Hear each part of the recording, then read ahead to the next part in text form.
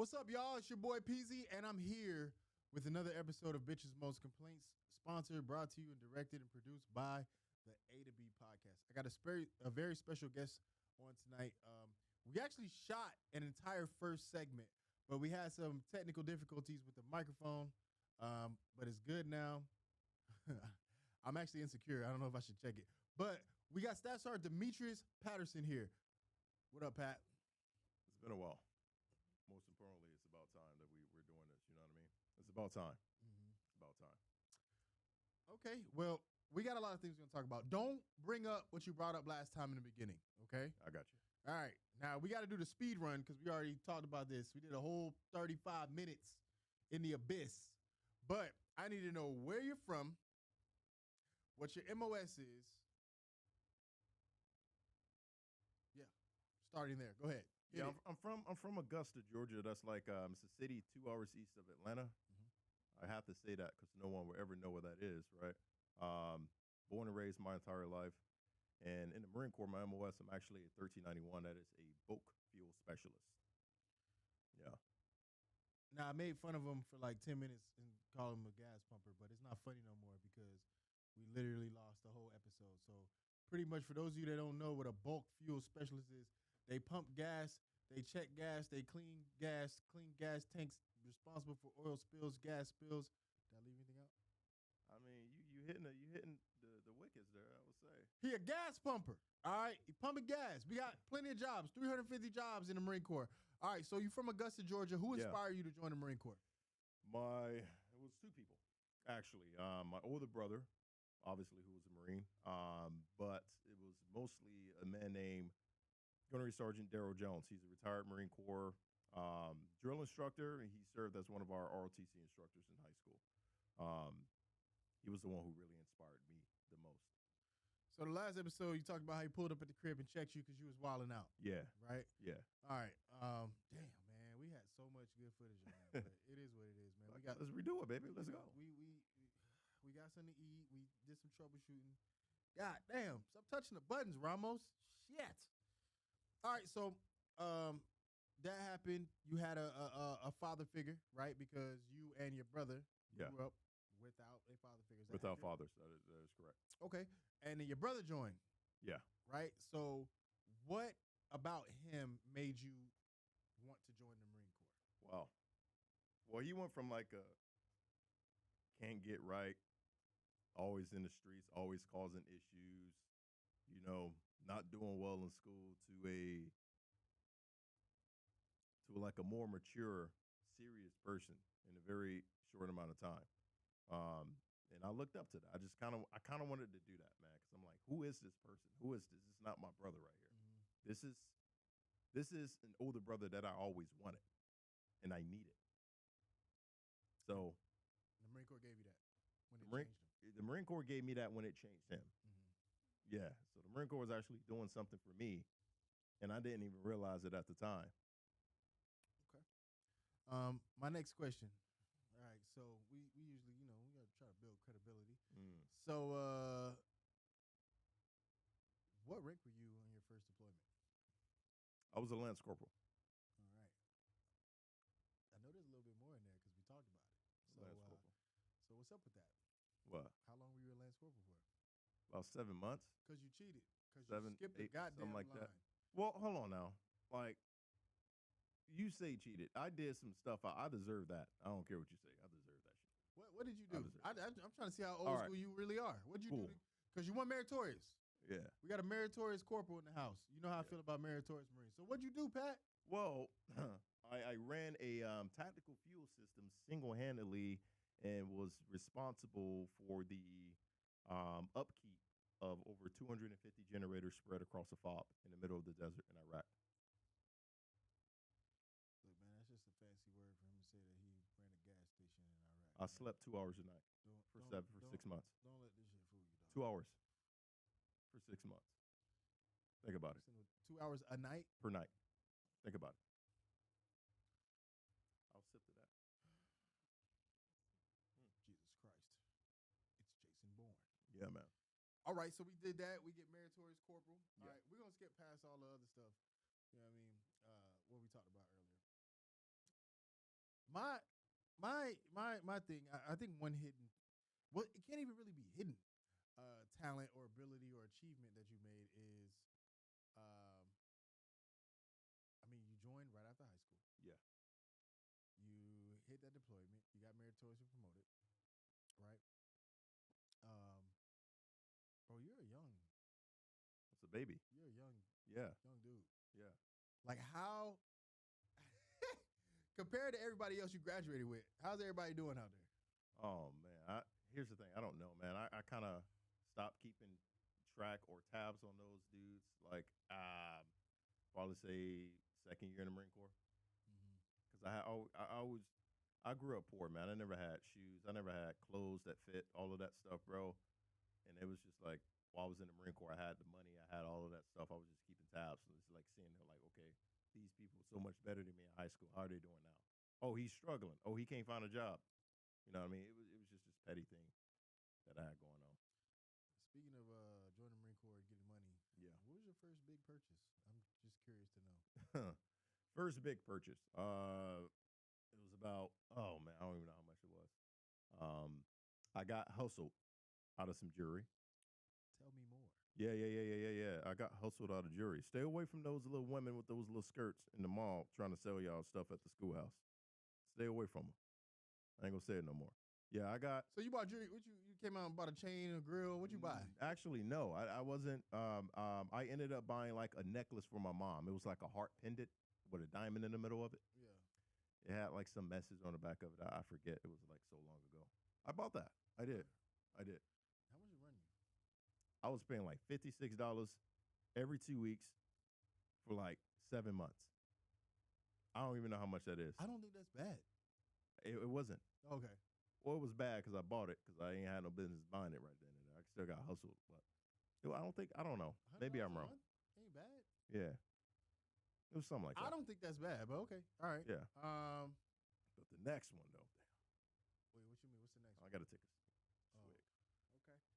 The next one. This is the part I love. I love when we get Marines to tell us, you know, what setbacks they've endured early in their career. And the reason why we try to do this, or we try to pull this information out of people, is so that our younger audience can see that, one, they ain't the first ones to do the things that they've been doing. And two, if they can learn from our experiences, it would set them up for success, right? So tell me, what was the second purchase that you made that changed your life? You ever bought a car without a license? You never did that before? Was that just me? You can't even do that. I thought. You can't do that. I don't know what happened. What do you mean you don't know what happened? You can't buy a car without a license. I know. It's illegal, is it not? How did you get the car? All right, They let you drive it out. You're supposed to show your license to get it off the lot. Tell that to these poachers. And you need a license to get insurance. Tell it to these poachers out there, man. Did you pay cash? I got a Navy Federal auto loan. The bank don't verify if you have a license. All right. I got hustled. Buy some car sharks. That's what I call them now. Did the car work? It worked. Did it run fine? It ran fine. I had it for about 3 years. Never had any issues with it at all. Overpaid for it. That's for damn sure. No, you didn't. Because, see, now that I know that you didn't have a license, you was driving around for 3 years, right? Mm-hmm. And let's say, how long did you get your license after you bought the car? About 2 months. All right. So you overpaid. You didn't overpay. You paid for them to let you get that. Like, look, I don't know how to explain it. All I'm going to say is, God damn, bro. That's not the message that I want to send out. Y'all can't do that now. No. All right. You can't do whatever. Legally, you can't. There are more things in place to make sure that doesn't happen. Like, for example, you gotta put your license number down. Who the hell did you? I don't know. All right, P. True story, by the way. Yeah, that was the biggest purchase I made at that time, and also the dumbest at that time. So it's my understanding that these things, once you sat and you actually thought about them, they pissed you off one day. Yeah. Right. Yeah. And you made a video. Yeah. And you put it on what platform? YouTube. Okay. So I'm just gonna get all the theatrics out the way. My man's got hella you still got the subscribers on YouTube, right? Yeah. How much you at right now? Almost 130. 130? Yeah, I don't know the exact number. You got the plaque. Yeah, I got the plaque. When do you get the plaque? I got the plaque actually in like 2000, the end of 2020, 2022 sometime. So they sent you, what is it, a platinum plaque or a silver one? Silver. Is there a platinum one? Isn't it like silver and gold? It's silver, gold for $1 million. So I probably ain't gonna see that for a while. And there's like a diamond, which is like 10 million. Oh my God. Yeah, those are the increments. They ain't no platinum, I don't think. Is it a real diamond plaque? Nah, it's not a real diamond. Oh, okay. It's nice though. Is yours real silver? I don't think so. I think it's just like metal. Is it heavy? It is not really. The gold one I think is heavy. Oh, I don't know. So you need a mill for the gold one. Yeah, you need $1 million. You need to do some numbers for the $1 million one. Dog. Yeah. Okay. So you made a video. Yeah. Shit went viral on YouTube. YouTube, yeah. What is viral on YouTube? Because Well, for hold me, on. Before you say that, Okay. so I got the formula for viral based on your following. All right. If you got 10 followers and you make 10,000 views, that's viral to me. Yeah. That's the formula, right? But YouTube, other metrics is different. What is viral on YouTube? Go ahead.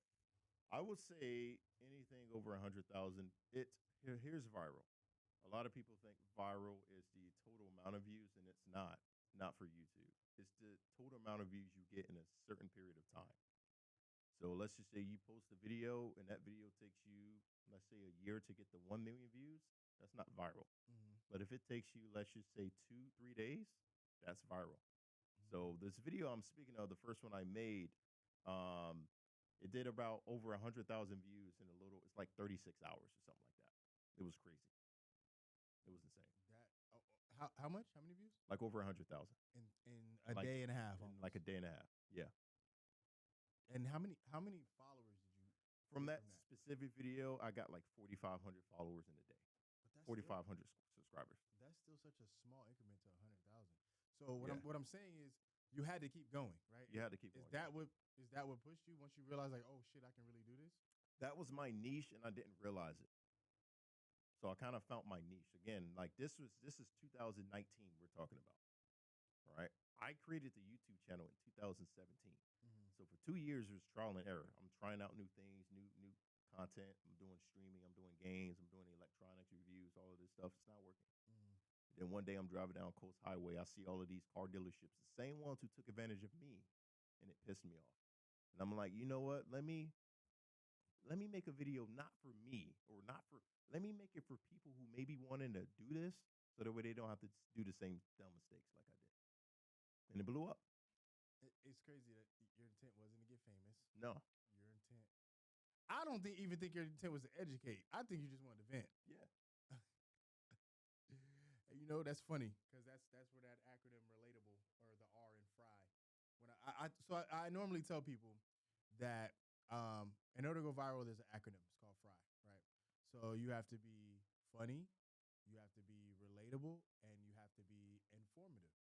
And if you can cover all three of those, then your content is going to go because it's going to relate with one of the three characteristics, and people are going to gravitate towards that. Yeah. But you, with that, I mean, I'm pretty sure you venting was funny to some people because you just admitting that you got.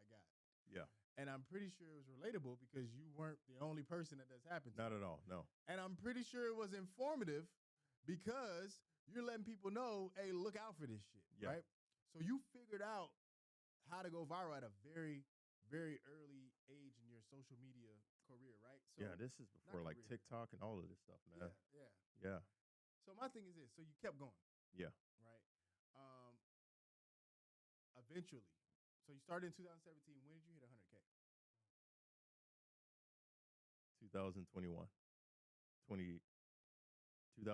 I'm sorry.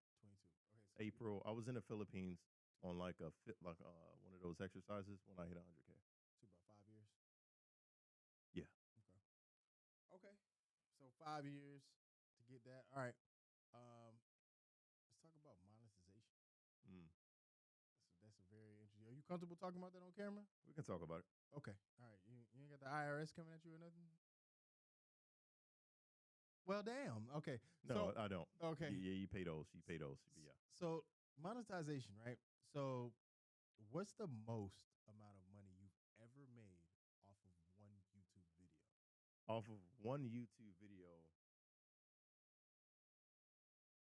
11,000 Before or after taxes? before. That's after YouTube takes its little 45%. Well, 45% is a lot. So you made Hmm. so you made almost 20,000, Yeah. and YouTube took half. Yeah. Dog, that's a lot of money. The taxes. So okay. So all right, let me rephrase that. What's the gross amount before taxes before the YouTube cut? What's the most amount of money you made off a video? I don't know. They don't show you that, to be honest. But if we do the math, 45%, right? Like 22,000 is 50-50. But if you do 45%, it's probably like you probably made $18,000. And then YouTube took $7,000. Yeah. And then you just woke up. How does that work? So you just woke up in like 10 racks from your bank account. How do you know you made that much money? Well, yeah. I mean, you have to create first to get from. You have to like create like what's called a Google AdSense account, and on there, like it gives you an option to get it directly to your bank account, or you can get it somewhere else. I just have it go to like my savings account, essentially. So Right. they just dropped it off in there like one lump sum, like Yeah. good morning. Every here's every 11,000. month, like on the 21st is whenever they do payouts. Yeah. Are you still getting paid from YouTube? No. You like not even old shit, No. Yeah. Yeah. bro. Make up your mind. God damn. Well, here's the Are you thing. still getting income from YouTube? I'm getting income. I'm just not getting paid because in order for you to get paid on YouTube, you have to reach a certain amount for them to send you the money. Does that make sense? So I'm still getting paid. It's just not getting to that threshold to where YouTube is going to legit send it to me. You got to get to a certain amount. So would you? So right now it's just stacking. It's stacking up until it gets to a certain amount, and then YouTube will pay that out to me. So it's not like YouTube is going to send you a check every month for like $45. No, you got to get to a certain amount in order to get paid. Okay. Yeah. Okay. So in what what's the most or what is the total amount of money you think estimated that you've made off of YouTube? Not in taxes, whatever. I'm talking about like total that you've made. Like Total, ooh, over the years, I'll probably say closer to 50, high 50s, low 60s thousand. Yeah. Yeah. why'd you stop? Why'd you stop making videos on YouTube? That's a lot of bread. What are you doing? Sanity. Sanity. Social media to me at that point was a monster, dog. Right. Caused a lot of issues in my personal life, marriage, all of that stuff. You know what I mean? And when I got to recruiting duty, you know, I stopped completely because it was too much. It was too much. I just made a comment about the other day how recruit duty gonna take something from you. Yeah. So it was too much. Did it become like a job? It was no longer a hobby for you anymore, or what? What do you mean it was too much? Well, you know, obviously you have to take time to record the videos, edit the videos, post them, do all of this stuff, right? It's just I did not want to record them. You know, I had ideas. I to this day I still have list of ideas to make YouTube videos, and I do want to get there to some point in the future.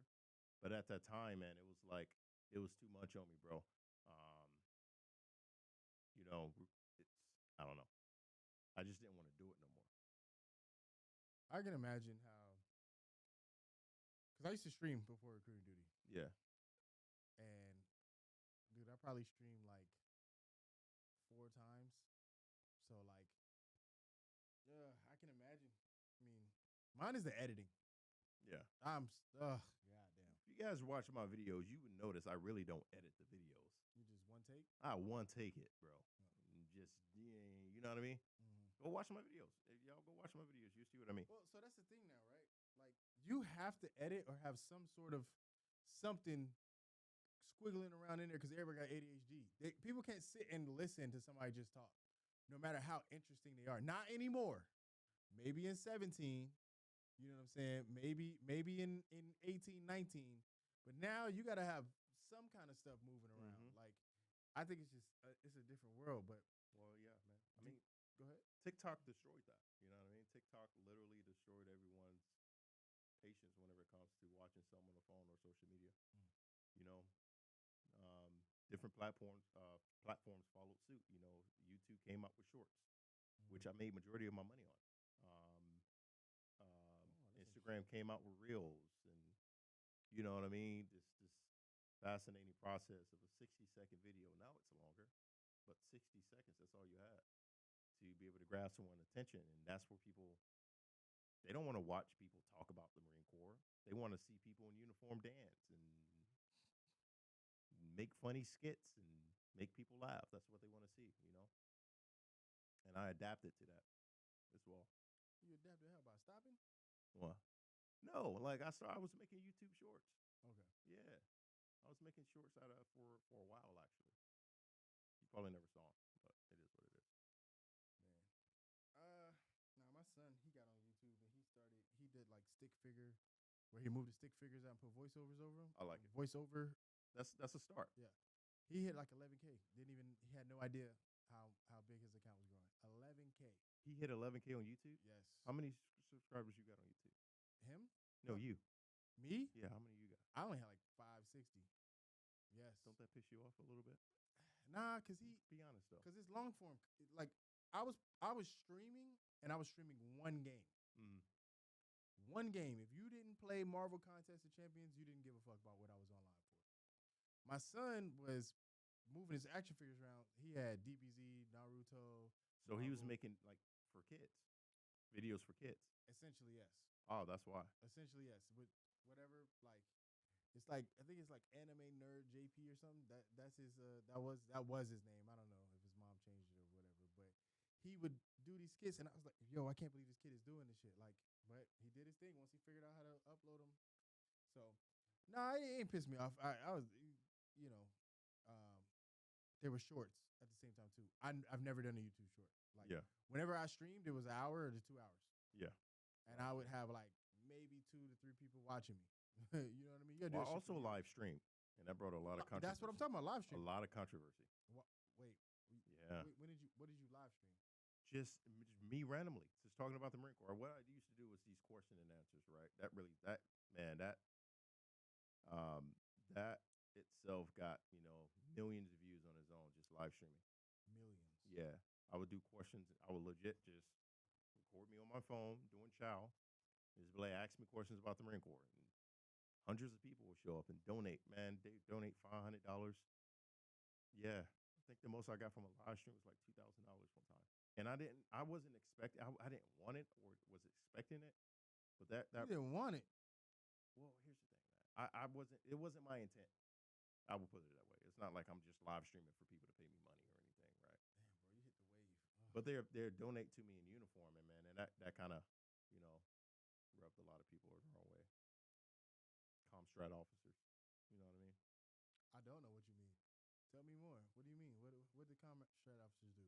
I had this one lieutenant literally go through and watch maybe 30 of my past live streams. Now, granted, my live streams, I used to keep them up on YouTube.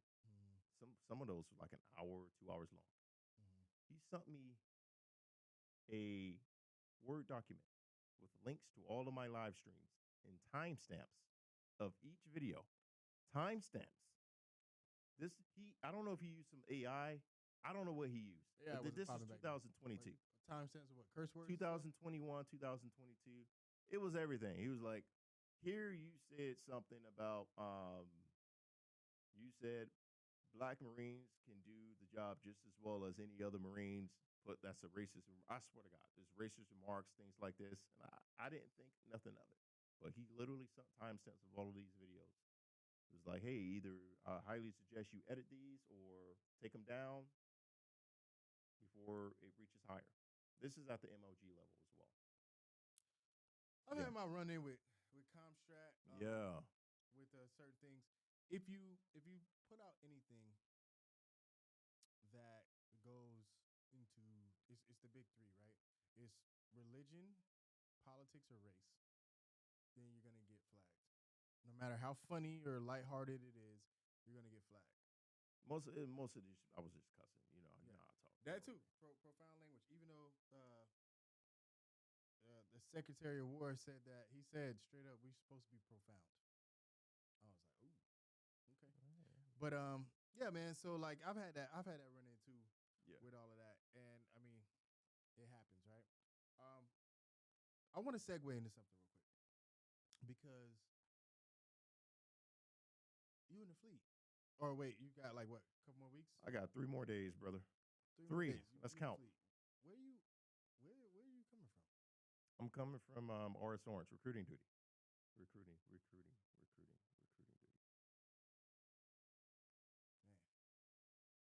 So my thing is, I'm so curious to know how that was. Where were you? Did you request to go to Orange? I put in an RMI, and let me tell you why I requested to go to Orange. All right, I requested to go to Orange because I did a lot of research. I knew that RS Orange had the smallest AO out of all of the RSs. You're either going to go somewhere in Orange County or South LA. I already knew that. I did it so that way, my wife can be a little bit closer to home to her family, because I already knew being on recruiting duty, I was probably barely going to see them in my first year, due to the grind. So I wanted her to have a support system that was close to where if I'm not there, she can at least go hang out with her sisters, mom, family members, whatever, right? So that was the number one reason why I requested to go to RS Orange, right? It had nothing to do with, the environment. It had nothing to do with the school systems, how easy it was going to be recruiting, how hard it was going to be recruiting. It was solely a family decision. Yeah, I feel differently about that. Yeah. I'm gonna tell you, man, whenever people request Southern California for recruiting duty, I be getting irritated, bro. I'm gonna tell you why, man, because my thing is this, right? Most people that request SoCal, they just want to stay next to base. Next to Pendleton, Miramar, MCRD. And that's cool, but you better be rolling bones if you're gonna be that close to the flagpole. You got all the resources. You got Naval Hospital. You got, uniform stores. The Marine Corps sells itself. So people in the Southern California or North Carolina, y'all should be making mission all the time. South Carolina, y'all should be making mission, right? But everybody be requesting that shit. And then when I hear SoCal recruiters complain, I be getting mad because, it's not like you in Alaska. It's not like you in Portland. Facts. It's not like you in the sticks. Not like you in Utah. You in Colorado, where smoking is legal. And if a kid wants to join, you got to talk to him 40 days in advance and hope that he can kick his habit. It's Southern California. This area is primarily influenced by Marines. So, well, I disagree. Which area you speak of? I'm all of it. No. I'm telling you right now. No. I'm talking LA down. No. LA down. No. Is all sweet. No. Land of milk and honey. You think. Where was you recruiting at? So I recruited, I was a canvassing recruiter in Downey. That's like a Mexican Beverly Hills. Think of it that way. They got money. Right? So I was a recruiter there. Then I ran Anaheim, located that's like Anaheim, Cypress area. How long were you at Anaheim for? A little over a year. So I ran that for like 13 months, 14 months, something like that. All right, and then I went up to RSS Culver City. That's Hold on. How far is Culver City from Anaheim? Mileage or time? Time. Ooh, probably an hour, some change. Oh, you lying. So you had to move your family? No. So you just did a drive, took the hit? Yeah. So you were at 3 different stations in 3 years? Yes. Oh, nah. Right. And so that's what I'm saying. Like, that's why I'm going to rebuttal your statement. No, that's the price you pay for getting SoCal. That's the price you pay for getting SoCal. They can move you wherever. Because I'm telling you right now, I recruited in SAC. Yeah. And the most northern station is 2 hours. The most eastern station is 2 hours. And the most southern station was 3 hours. So if they move you, you were PCAing. You were packing up all your stuff and you were moving, you were getting paid for it. And they only had like a certain amount they could do a year. If I'm wrong, fuck you. I moved once. So I moved once. Because you were within range, but you moved physically once. That's still too much on the SDA. That's an insane thing to ask somebody to move in the middle of SDA. I agree. Hey, wait. And that's why when I argue with drill instructors, and I'm mad you said that on here. What? Because that was my goddamn blue eyes white dragon. All right. That was my like, okay, drill instructors are hard. Do you have to is there any way that you could have to pick up and move in the middle of drill instructor duty? The answer is no. Because they all go to the same place. Mm-hmm. With us, if you're an asset, if you know what you're doing, plug and play. Hey, we need you to go over here. Yeah. Bro, what? That's the hard part about it, man. Facts. Look, all right, so you were a canvas recruiter in one place, then you were a boss over at Culver City. Anaheim and Culver City. Okay, Anaheim, and you finished at Culver City. Correct. Culver City, what area is that in? What's that close to? The RSS is in the city of Culver City. That's like south of Beverly Hills, west of Santa Monica and Marina Del Rey, Venice. That area. It's not used in bougie areas. Yeah, bro. One of my recruiter, his entire area was Beverly Hills, Bel Air, the Palisades. That's his AL. Did he ever write anything? Outside from the schools, no one who lived in that. None of the students lived in that area. They all lived in South Central. Yeah, the ones we recruited, at least. Yeah. So, yeah, it was hard, right? And I had the hood. I had Hawthorne. I had Inglewood. That is attached to Culver City? That is. That's my PCS. I bet that is a PCS. Yes, sir. I bet that is a PCS, Inglewood. Oh, man. Yeah. I'm telling you, just me personally, it's like the fact that you would have to pick up and move your family in the middle of an SDA to fill a billet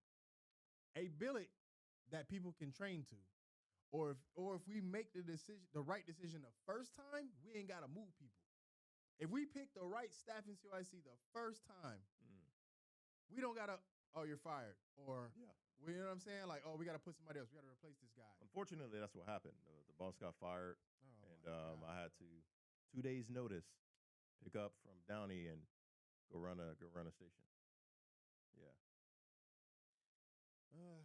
That's one you got on me because I was at my station for 40 months.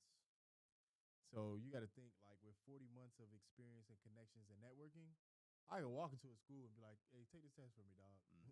Let me see if you can pass." You know, I know exactly what teacher to go to. I know exactly what counselor to go to. I know exactly what football coach to go to. I knew everything because I was there for 3 years. I was there for so long. So I got to give you that, bro. If they made you move, pick up and move and go somewhere else, and you took that on the chin, that's good on you. Let me ask you this: so you had the hood and you had Beverly Hills, Yeah. right? So what is the difference in struggling and recruiting between the hood and Beverly Hills? What's the mentalities like? Because you're in two different worlds, North Pole, South Pole. So let me know. A struggling recruiter in the hood is a recruiter who really ain't doing their damn job. First and foremost, there's too much to eat out there, right? Being in a rich area. Stay on that part. Oh, okay. Okay. So what I mean by like Inglewood, Hawthorne, right? Those are the ones who, one, they have the most amount of high school seniors, students who attended those schools because a lot of them are coming from different cities. That's fine. Yeah. That's fine. Right? Lower income. Obviously, that's the main factor for a lot of kids who want to get out. Okay, hold on. Hold on. Lower income normally means that the education system isn't that good. No. Wow. Okay, hold on. Educate me. No. Well, considering the fact that the superintendent for LAUSD just got raided by the FBI.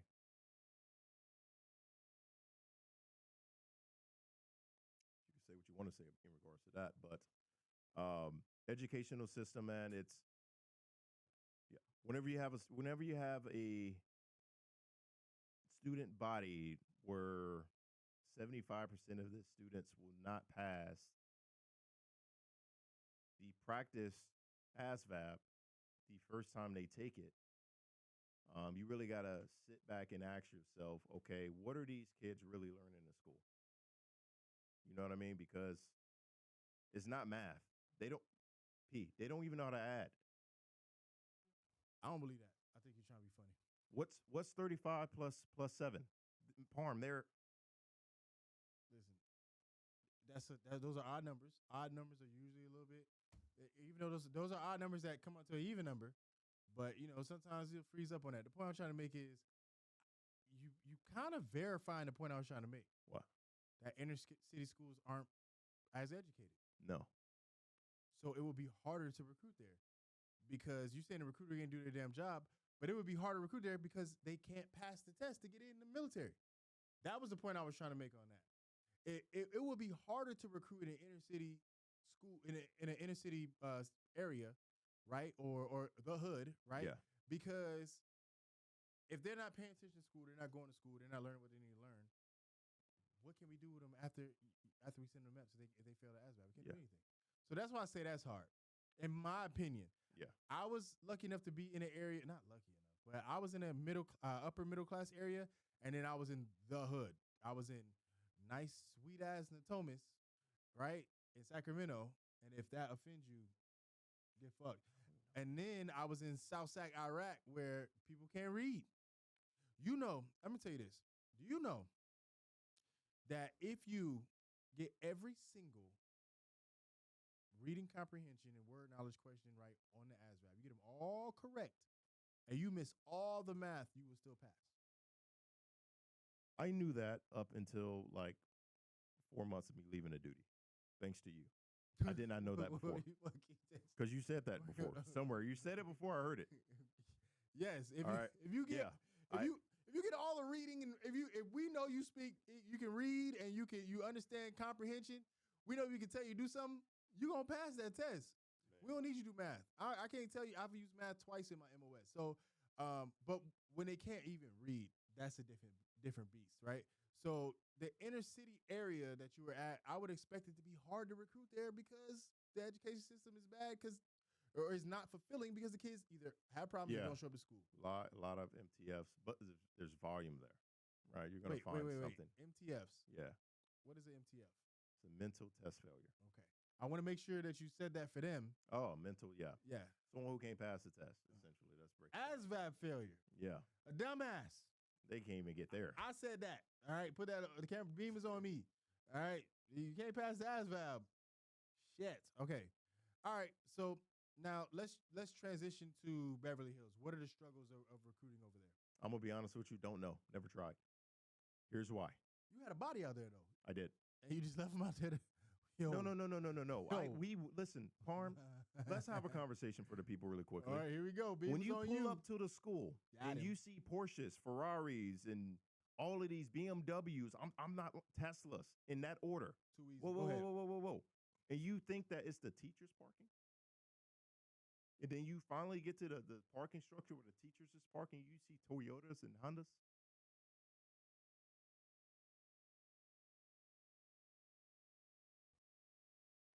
Beverly Hills, obviously, it's a lot of tourists there. You can agree. It's a lot of tourists. It's very touristy. As far as like finding it's a diamond in the rough out there. It really is. I think only last fiscal year we only recruited maybe 2 people who legit lived in that sector, the entire sector. So how did that recruiter eat the whole time? The recruiter ate because of, one, he had a strong presence in the mall, right? EPPCs. He was very productive whenever it comes to EPPCs. So he was solid. He was solid. What's his name? Morales. Hey, my Morales? Yeah, the one who took over, who I recommended to take over his station. Hey, shout out to Morales. Look at you.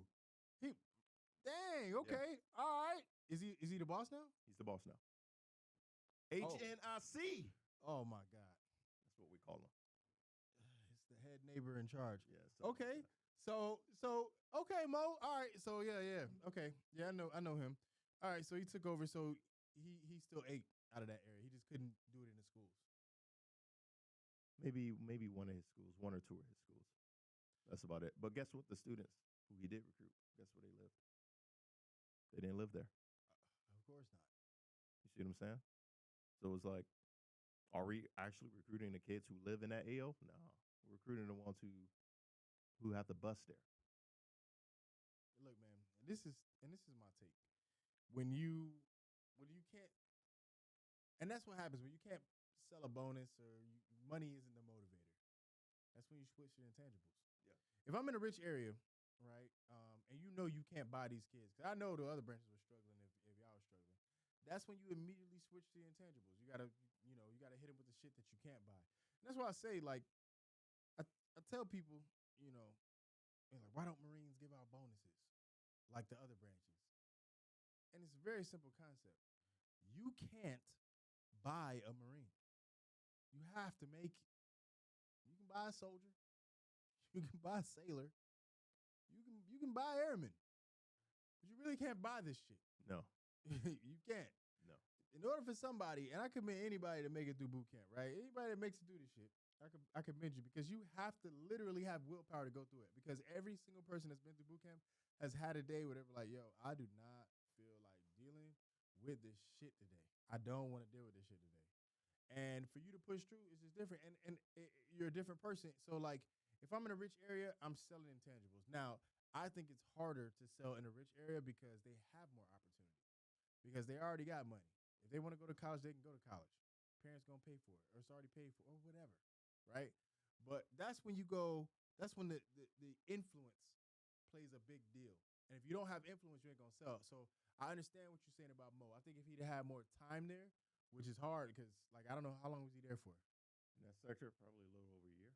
All right. I would say. So, like, something like that, not only does he have to build it up, right? He has to build it up, but then he has to pass the torch to the next guy, and the next dude has to hit with the same energy so they can keep it going.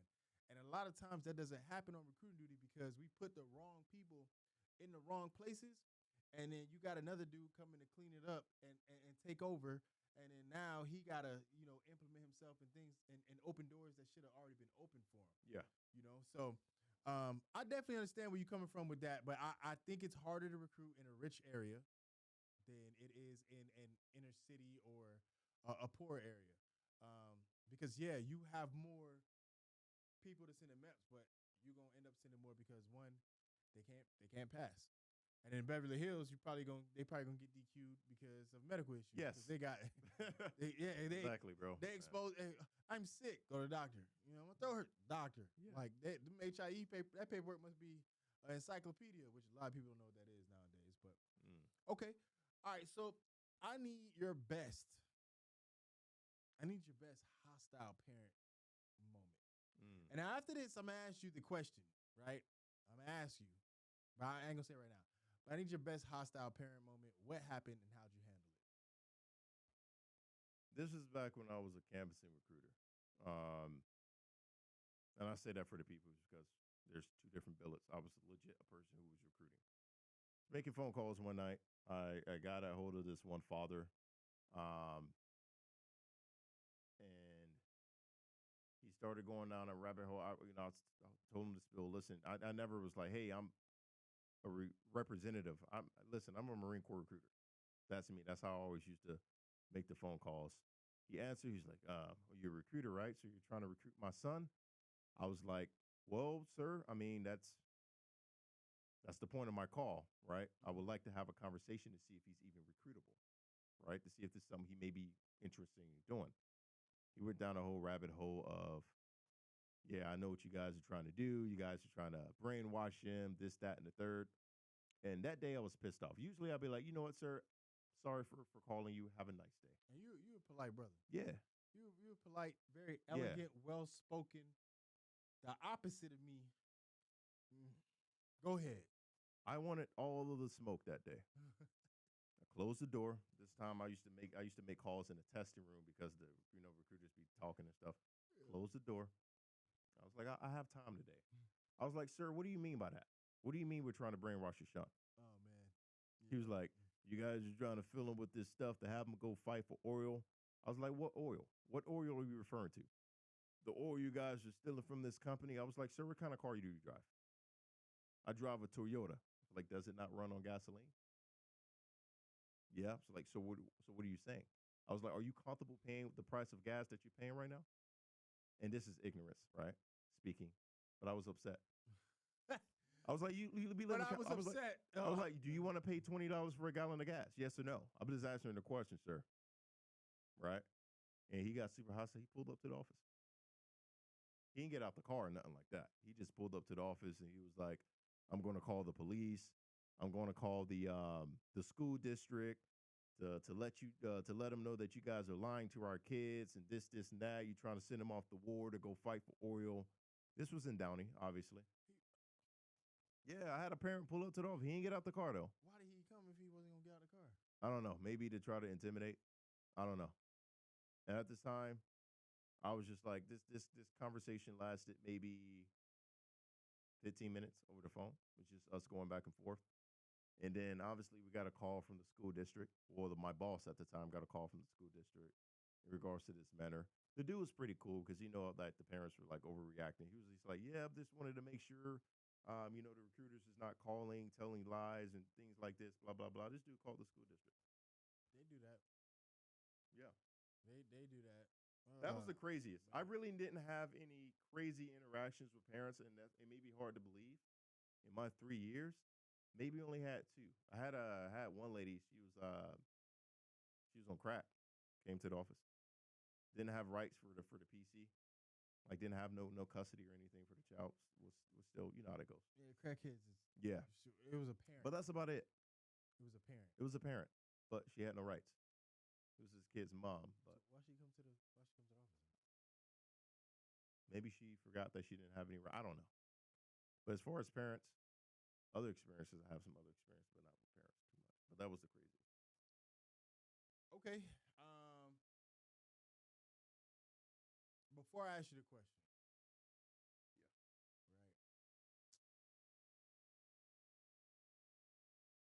What are some things that you feel need to get corrected in that environment, or things that need to be highlighted?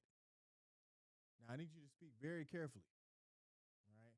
I need you to read between the lines. What are some things that could make that job a lot more fair, balanced?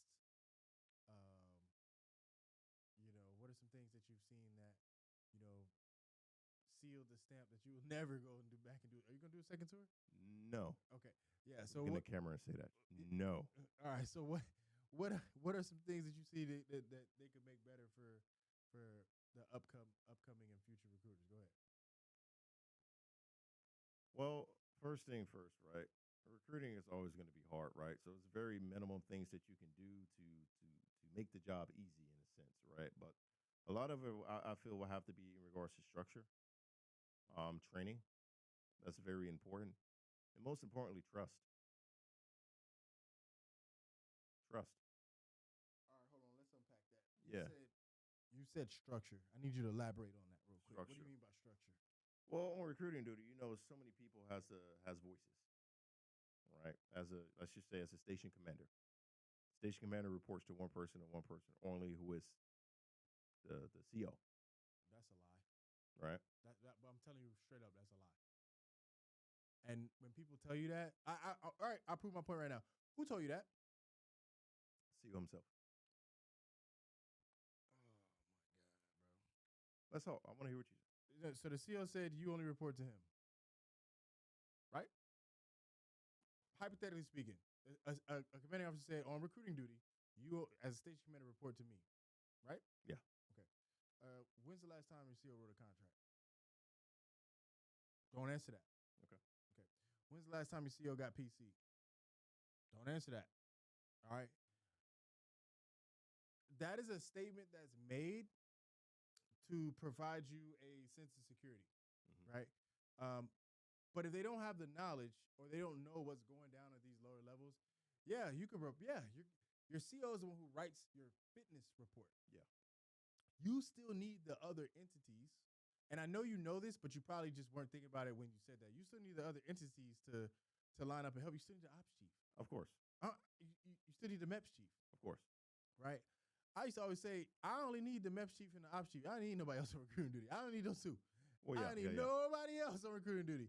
And for those of you that know, that was it, bro. Like, so that's the first thing that needs to get. Me personally, I think that that's a false narrative. That is fake news. Like, nah, man, because they don't. You got to think these people in these positions, they went to college. They got a degree, right? When's the last time you dealt with somebody that has not passed high school? We all enlisted. We all passed high school, or we got whatever waiver we needed. But we talking about, when's the last time you talked to a 17-year-old that can't read, that been through all the stuff that you've been through? So I'm a personally disagree with the fact that, yeah, they can say that, but you got to report to your RI.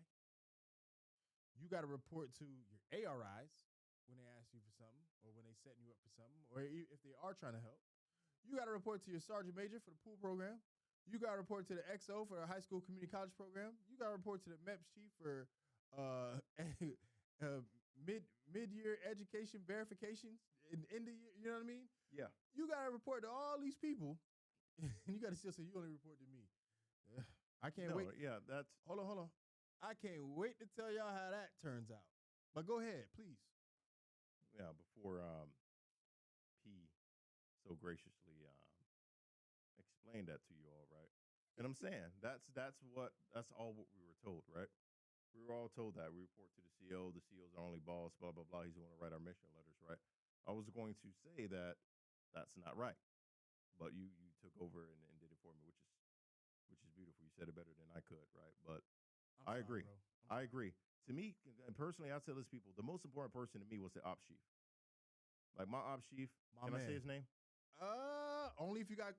Hey, just so you know, if you ever come on here, you say names. We only talk good. Good. If we say your name, Gunny Hooker. All right, there you go. Shout out to him. He's the only person. He was the most important person to me. Because on this game of recruiting duty, man, the most important goal is to what? Is to ship.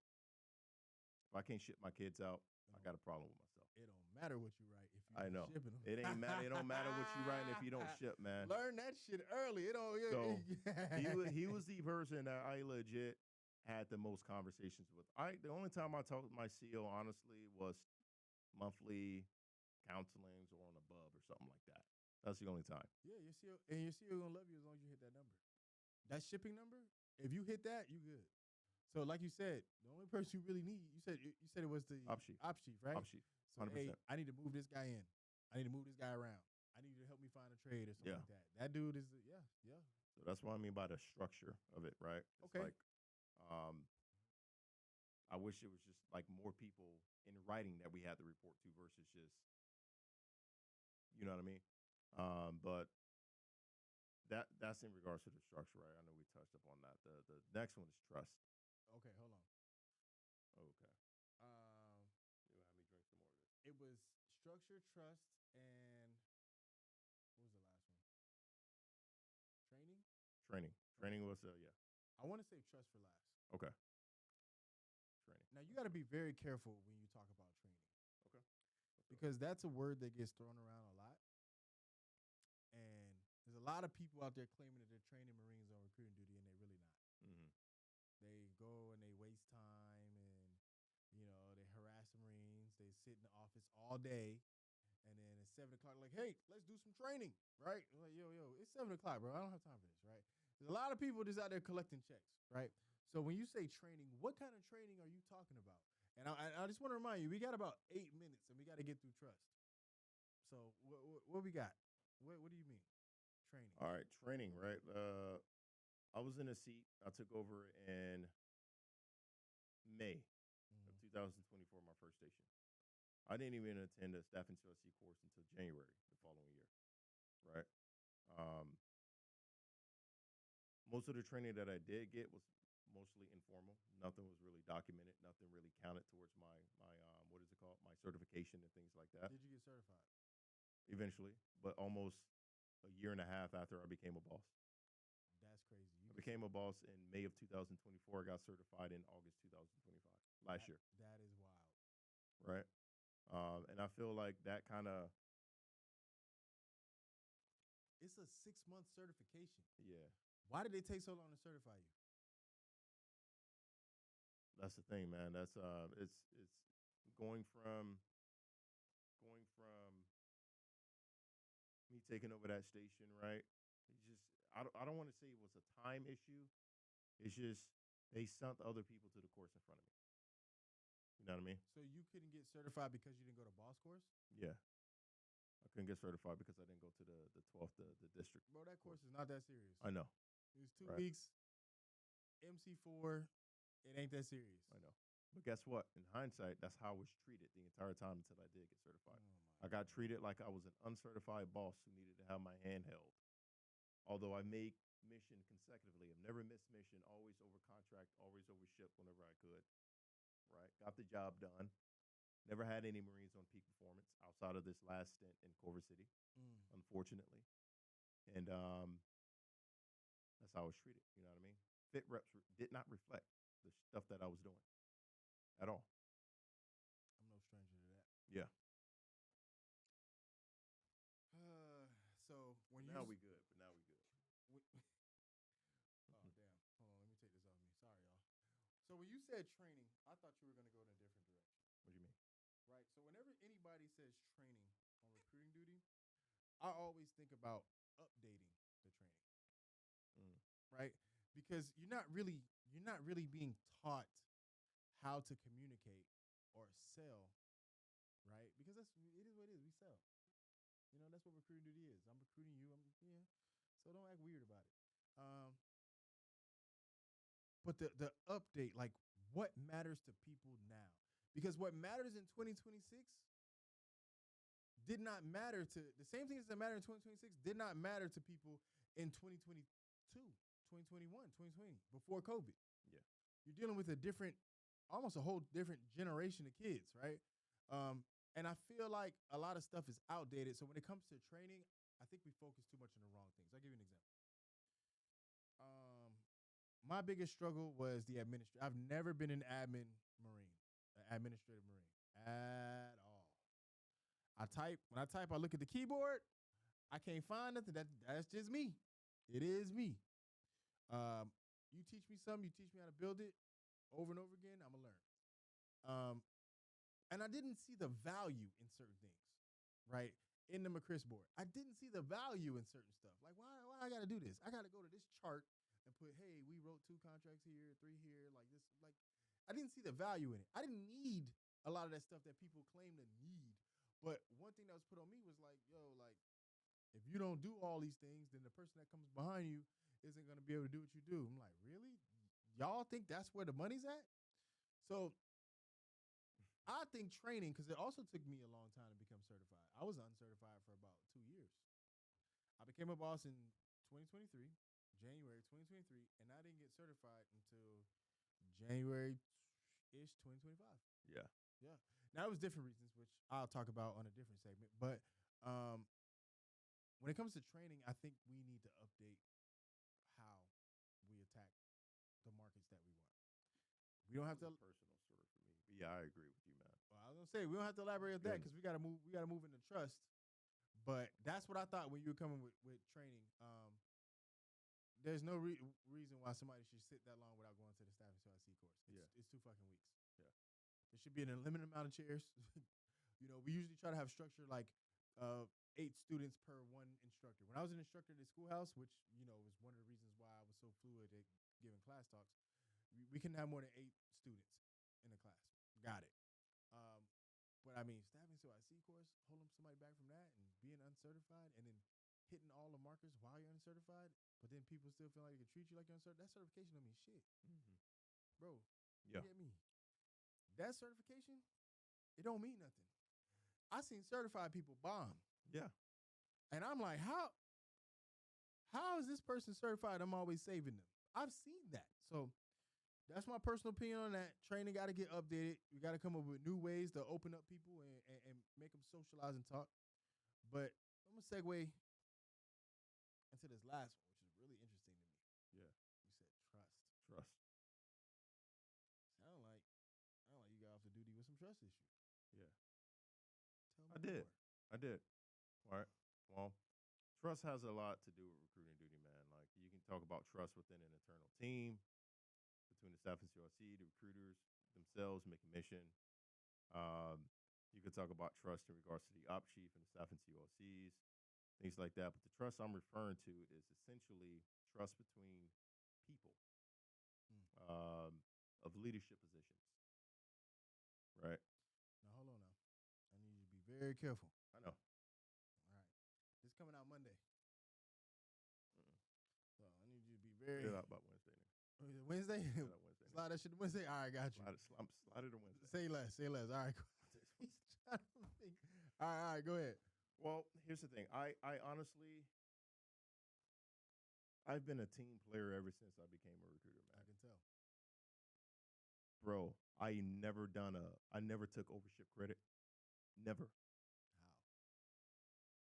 How? Someone misses mission. Hey, brother, check it out. Shit happens. I got you. Just cover me on another month. I'll do this ship swap with you. That's how I've always been, right? Um, Imagine busting your ass and you barely know what to do in the beginning. Anyways, imagine taking over a station that did not miss mission for almost 3 years. Imagine doing that That's a lot of pressure. as a brand new staff instructor who don't know anything, That's a lot of pressure. right? You're doing your job. You have two recruiters. One is about to leave. Two of them was about to leave recruiting duty. You got another brand new recruiter, right? Um, and you have a whole crazy situation to where you're trying to unsolve. I'm doing what I'm supposed to do consecutively, month after month after month after month.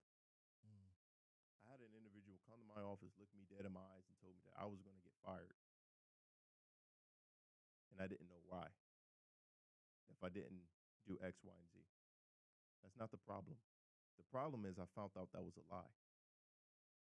Yeah, so you gonna get fired? Yeah. Yeah, it ain't that easy. Like people throw that word around. I know, but I didn't know that at the time, right? Because I was still brand new. And when I tell you, bro, that rubbed me the wrong way. That changed my entire just outlook on everything. Legit, it changed my entire outlook. Because I wanted to be 8412. I did. I did. Bro, I did. what? I did. I wanted to be 8412. And I changed my mind. Was that the turning point for you? That was the turning point. A lot of people don't know that until now. That was the turning point. It's because I'm like, I just can't be a part of a community, man, who just can't be real and upfront with me. You know what I mean? Bro, can you not say community? Because you know what I'm saying? Like, I don't know what you want me to say here. I'm trying to protect you. You want me to tell you last time somebody told me they was gonna fire me? What?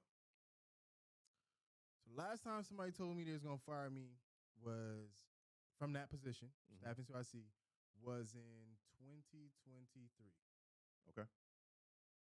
My neighbor. That was the last time anybody ever said that they was gonna do that shit to me. Until the end of my tour when all of that stuff happened. And it wasn't even I was gonna fire you. He's like, I gotta do this. I need you. That was what that was. I made sure I was whooping ass the entire time I was on that motherfucking duty. Couldn't say it. You gonna fire me? They tried to lightweight. Somebody tried to lightweight suggest that I go be a program specialist. I was like, what? Wow. What? Why? Well, you know? So like, what I'm saying is like, yeah. Now that is something with who you report to. Like that's where that comes into place. The only person who can fire you is the CO. Correct. But for somebody else tell you you're gonna get fired, like what, you gonna whisper in somebody's ear and get me fired? You gonna Could it be? That's what that's how certain people have to move because they don't have enough influence to motivate you. So they can either motivate you by two ways. They can either inspire you or put fear in you. Yeah. And the easier option is to try to put fear in you. Yeah. Right? And that's what one of the things I said in that last episode of the podcast, which I was gonna talk about that, was like I don't respond to certain shit that the average person responds to. You don't respond to certain shit that the average person responds to. So when somebody say some shit like that, you're like, yo, what the fuck you just say to me? You know what I'm saying? This is my fucking life. Yeah. Like I'm up here every day doing the shit that y'all All tell me day, to do. every day. Right? And I'm doing it all the way. Not halfway, all the way. Now demoralizing that is. Motherfuckers are too comfortable just playing with people's lives. I would tell you right now, bro, it's too comfortable. How many times you got moved? 3 times, 2 times. And let me tell you this. Let me tell you why I got moved the third time. Go ahead. Being a team player, Culver City was one of the hardest stations to run. Right before the boss I took over that station. That station has missed mission consecutively for 5 fiscal years in a row. 5. Throw the whole station away, dog. Right? She came in, took it over. She did such a great job. I went to the CEO myself.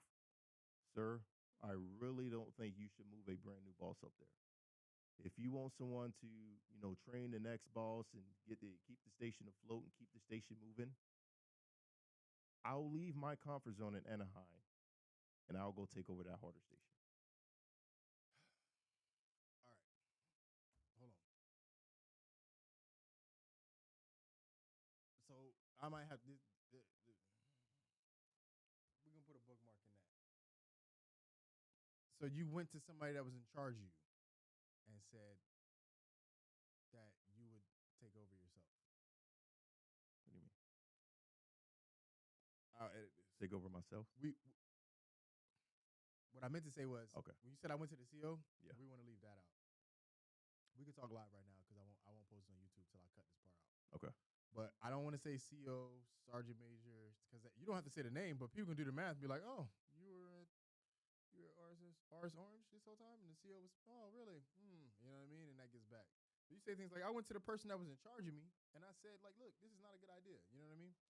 That's kind of where you want to go with that. But don't worry about this. I want the clips from this.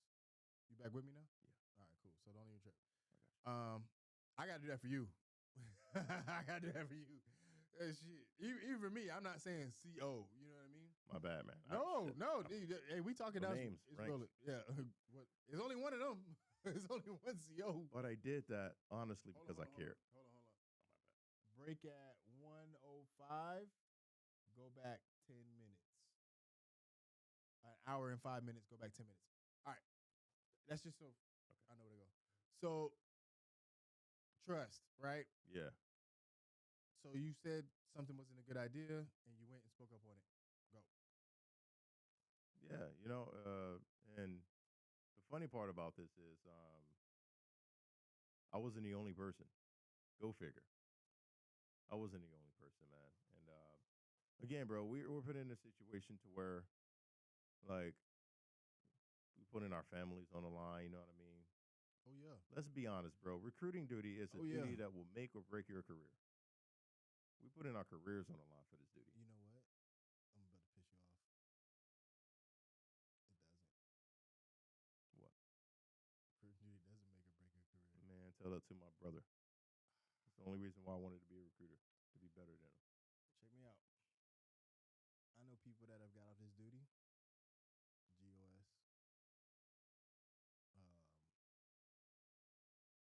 Still get promoted. Bro. Crazy. You came out as a staff sergeant, right? Yeah. Okay, you came out as staff sergeant. So now that you got a successful tour, that's instant gun. You got Navy Com at the end of it. Mm-hmm. Or they should have one coming, right? Yeah. Yeah. So instant gun, you just gotta wait. But nah, man. It's literally, if you think about it like this. Oh man. That dude at MEPS, the dude in the OST, the dude that's a program specialist, they get the same ribbon you do. Yeah. Even them ops clerks. Forgot about the ops. They don't get operation clerks. Unless they're at 8411, they're not getting that fucking ribbon. No. They're 8411s, big dog. Oh, with y'all maybe. Ops clerks with an S on the end of it. Ours were all admin. No. They're all admin Marines. No, ours are not, sir. Ours are. So they're 8411s that they took off the street and put them in there? Okay, that's different. I ain't know. Yes. If you do the 3 years with the 8411 MOS, you getting the fucking ribbon. Yeah. Regardless if you on the street or you in MEPS. Like, that's just how it is. So, like, that fear, like, nah, you go out there and suck. I've seen them. There's levels to the ribbon. There's levels to the ribbon. They should have like a. It should have like have devices. Where you at? Honestly, I'm not even shooting shots at MEPS. MEPS, in my opinion, I feel like they have a hard job too. No, listen. Hold up. The ops. Let me not. Go ahead. I think all of them are valuable. Yeah. So let me get that shit straight right now. I think all of them are valuable, but the thing that everybody hides from is being in the trenches. Yeah. Right. Like when you're a recruiter, you're like, dog, I gotta write a 2. And then on around the 18th, you're like, I just want to write a 1. That bag. Right? Just please give me a 1. Cool, you got a 1. As a boss, you're like, fuck, I gotta write a 6. Or, yeah, I gotta write a 6. And I gotta ship. So oh, and then you gotta send them. Yeah, yes. So that's what I'm saying. Like it just gets to a point where we have our own fear. The last thing we need is to not trust somebody. Somebody that just can't be straight up. Like, bro, why can't you just be straight up? Like, bro, you suck over here. Let me help you. Yeah. I was lucky enough to have 8412s at my unit, at my RS, that saw what I was doing and supported me enough to say, Parm, I know you suck here. You fucking suck. But keep doing that shit. We're going to help you as much as we can. I'm telling you right there, that is what made me go hard for them guys. When my CO motivated me to keep going out and doing all the social media stuff, like, yo, I love what you're doing. Keep putting us on the map. You know what I'm saying? When the other 8412s that been there for years, or the ones that left SAC and came back and said, yo, that shit's cool as hell. I like that shit. Like, yeah, keep going. Like, all right, cool. When other recruiters around Mick Rick would be like, yo, that's, you know what I'm saying? That shit kept me going. But I've had the most issues with the most trust issues with those certain individuals, and it's always a certain individuals that sit there and they see they can't really control or pinpoint what the hell you doing, so they got to put some sort of fear. But that's the thing, like, dog, you get to a point where you don't fear no man. You don't fear no my man. entire time at Corp City. I honestly did not, bro. You want me to make this mission or what? And I'll take 10 guys like that. Yeah. We had 15 at the most. We knocked it down to 13. I will take 13 guys that be like, yo, you want this shit? You know what I mean? Yeah. So that's what it comes down to. So I like what you said, man. You said training, right? You said trust, and what was the third one? You supposed to remember? I forgot. Training, trust. That's how you know motherfuckers making shit up. No.